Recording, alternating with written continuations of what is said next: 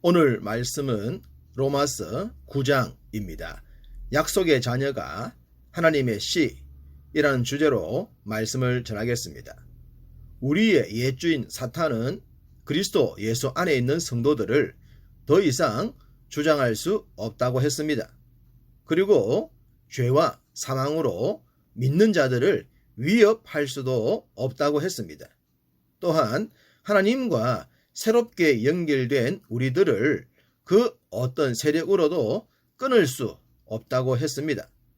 8장 39절을 보시면 높음이나 깊음이나 다른 어떤 피조물이라도 우리를 우리 주 그리스도 예수 안에 있는 하나님의 사랑에서 끊을 수 없다고 하셨습니다. 그렇습니다. 끊을 수 없습니다. 전도서 4장 12절에 삼겹줄은 쉽게 끊어지지 않는다는 말씀처럼 삼위일체 하나님께서 우리를 붙들고 계시기 때문에 그 어떤 세력이 끊을 수가 없습니다. 하나님의 자녀에게 주어진 특별함은 이렇게 놀랍습니다. 바울은 이렇게 특별한 하나님의 자녀가 된 자들을 향해 하나님의 씨라고 합니다. 물론 정통 유대인들은 바울의 주장에 동의할 수 없었겠죠. 하나님의 씨는 정통 유대인들인 자신들만 해당한다고 생각했기 때문입니다. 예수님을 믿는다고 해서 하나님의 씨가 된다는 말을 절대로 수용할 수가 없었을 겁니다. 바울은 한때 자신도 그러했던 것을 기억하면서 그 왜곡된 지식에서 동족이 벗어나기를 소망했습니다. 바울이 전도 여행의 시작을 회당 중심으로 했던 것도 동족인 유대인들을 변화시키기 위함이었죠. 그런 자신을 죽이려는 유대인들이었지만 여전히 바울은 그들이 변화되기를 기도했습니다. 그의 간절함이 얼마나 진실했는지를 보여주는 구절이 있습니다. 3절 나의 형제 곧 골육의 친척을 위하여 내 자신이 저주를 받아 그리스도에게서 끊어질지라도 원하는 바로라. 그리스도에게서 끊어진다는 것은 지옥에 가게 된다는 뜻이지 않겠습니까? 바울이 그리스도를 만난 후에 그리스도를 위해 목숨을 건 삶을 살고 있습니다. 그런데 그런 그리스도로부터 끊어지더라도 원하는 것이라고 하면 그의 간절함이 어떠했는지를 충분히 짐작할 수 있습니다. 우리는 이런 기도를 먼저 했던 사람이 있었다는 것을 알고 있습니다. 모세죠. 이 땅에 제사장 나라 시즌을 위해 자신의 삶을 헌신했던 모세도 그런 기도를 드렸습니다. 출애굽기 32장 32절 그러나 이제 그들의 죄를 사하시옵소서. 그렇지 아니하시오면 원하건대 주께서 거룩하신 책에서 내 이름을 지워버려 주옵소서. 바울이 했던 기도의 내용과 동일합니다. 동족을 살릴 수만 있다면 자신의 목숨까지도 희생하겠다는 겁니다. 이런 마음은 단순히 동족을 사랑했음만 생기는 것이 아닙니다. 세상을 살리시려는 하나님의 뜻을 알 때 가능하죠. 자기 아들의 목숨까지도 내어놓으신 하나님의 사랑, 그 사랑을 경험할 때 이런 믿음의 자리로 나아가게 되는 것입니다. 바울은 동족 유대인들이 하나님의 특별하고 특별한 은혜를 입은 존재인 것을 너무나도 잘 알았습니다. 그렇기 때문에 예수 그리스도의 보혈의 은혜까지 입히고 싶었던 것입니다.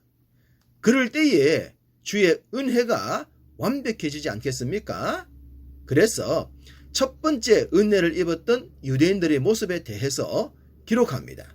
4절 그들은 이스라엘 사람이라 그들에게는 양자됨과 영광과 언약들과 율법을 세우신 것과 예배와 약속들이 있고 양자됨, 영광, 언약, 율법, 예배, 약속이 그들에게 주어졌다고 합니다. 5절엔 육신으로 보면 그리스도도 그들에게서 나셨다고 했습니다. 이 얼마나 놀라운 특혜입니까? 이 세상에 있는 어떤 민족도 누리지 못한 것들이었습니다. 그러니 이들이 복음 없이 그냥 멸망할 민족으로 전락한다면 얼마나 억울하겠습니까? 그래서 그들의 변화를 위해 자신의 목숨까지도 걸 정도가 된 것입니다.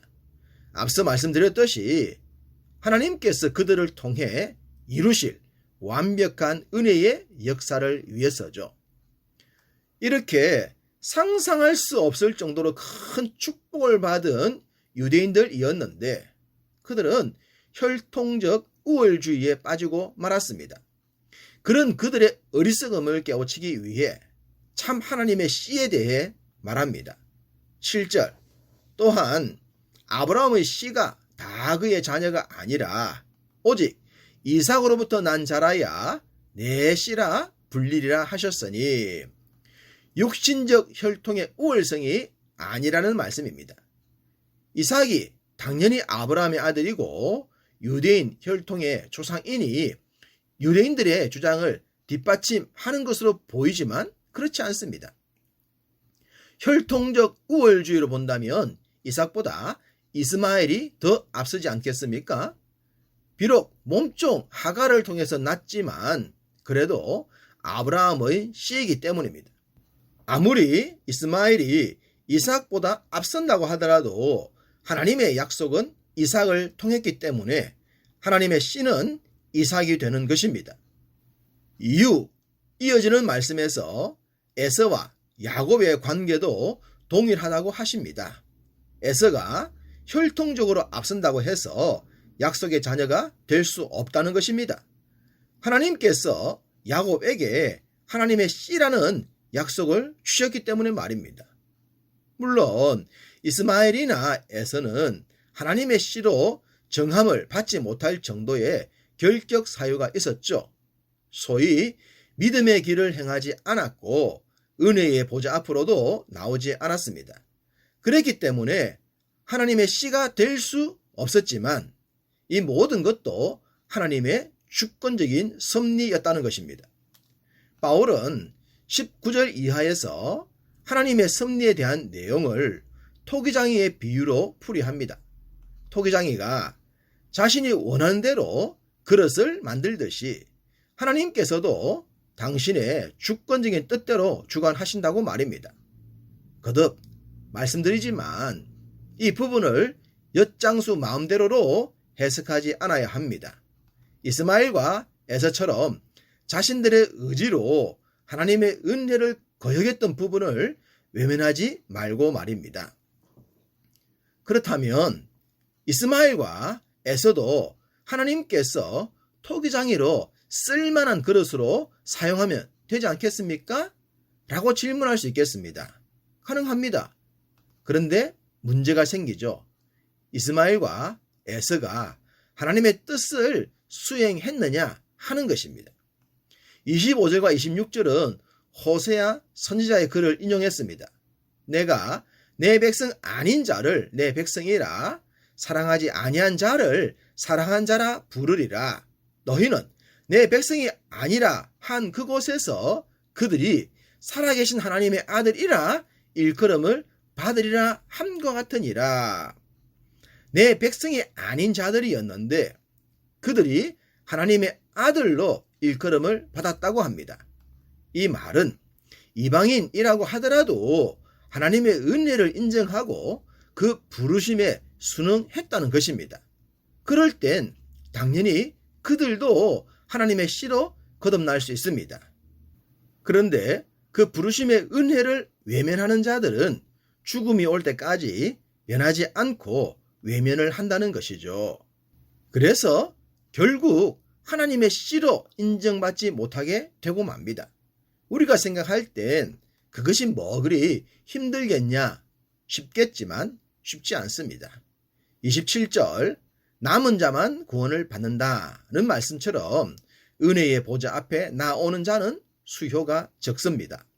현재도 믿는 자들보다 믿지 않는 자들의 숫자가 많은 것이 그것을 증명합니다. 바울은 하나님의 은혜 앞으로 나아가는 것이 걸림돌과 거치는 바위와 같다고 합니다. 그것을 믿고 나갈 때 그 돌이 머릿돌이 되지만 믿음을 거부하고 행위를 주장할 땐 그 돌에 걸려 넘어지고 만다는 것입니다. 주님을 구원의 반석으로 믿고 의지할 것인가? 걸려 넘어지는 돌뿌리로 여길 것인가? 그 선택이 믿음의 길입니다. 이 하루도 결코 걸려 넘어짐이 없는 무너지지 않는 반석의 은혜 속에 강건하시기를 주님의 이름으로 축복합니다.